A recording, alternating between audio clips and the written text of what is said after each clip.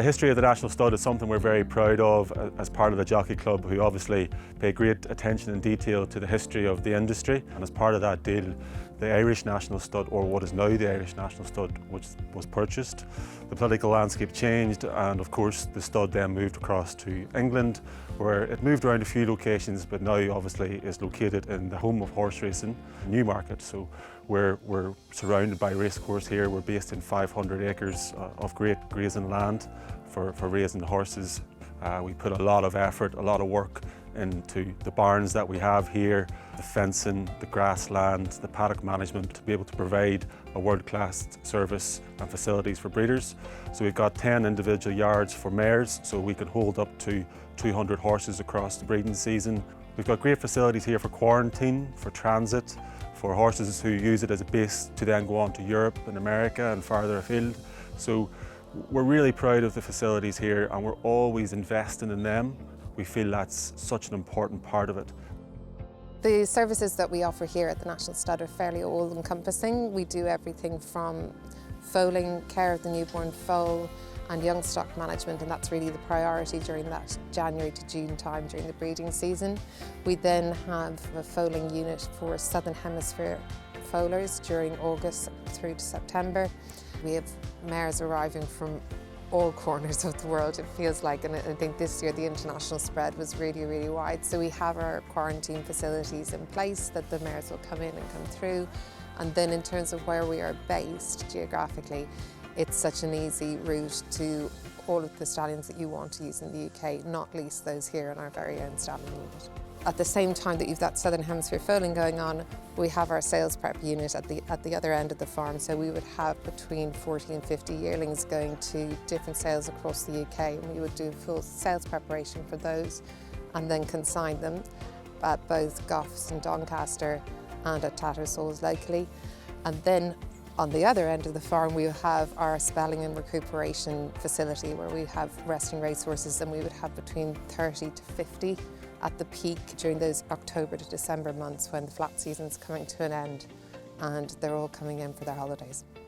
We have an incredible team with really deep experience and expertise of working across the industry in everything from foaling, spelling, neonatal care, rehab and recuperation, the covering process, young stock management, nutrition. They've all worked in various different organisations across the industry and really bring that depth of expertise to the care of all the horses that board here at the National Stud.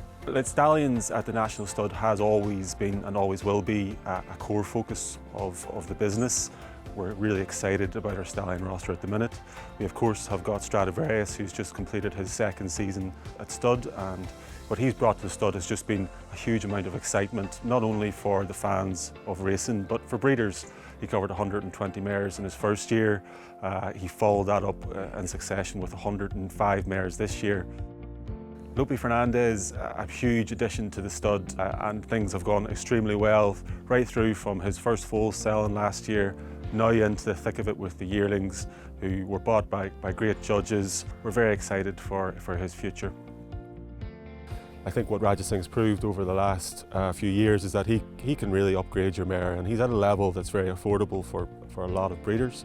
He's really stamped himself as a great value stallion that produces lovely, sound, fast horses. He's just a horse that everybody really loves. To secure a horse like Brad Sell, of course in partnership with Victorious Racing, he's been their poster boy for a few years now. There's a lot of work goes into it, and we're just so happy that we've got it across the line. To be retired a 3-time Group 1 winner to the National Stud is just incredible, really, and we're so excited to have him on the stud. Victorious Racing and Sheikh Nasser, they have been unbelievable supporters of British racing, so for him to choose the National Stud is an honour for us, and we're over the moon about that. But for the wider picture, for him to be retiring here in Britain, to have that source of speed, that really is very important and great for the British breeding industry. In terms of horses that have been raised and grazed here in this year, in 2024, we've had Kind of Blue, who's been a real sprinting star for the Hopper and Morris families. We also had the Irish Oaks winner, You Got To Me, which was a horse that we consigned as a foal. it's a great boost for the staff, for the team, for everybody when we see them go on to perform on the track. We have clients from all across the world, and I think that's really showcases not only the service we provide here, but the thoroughbred industry as a whole.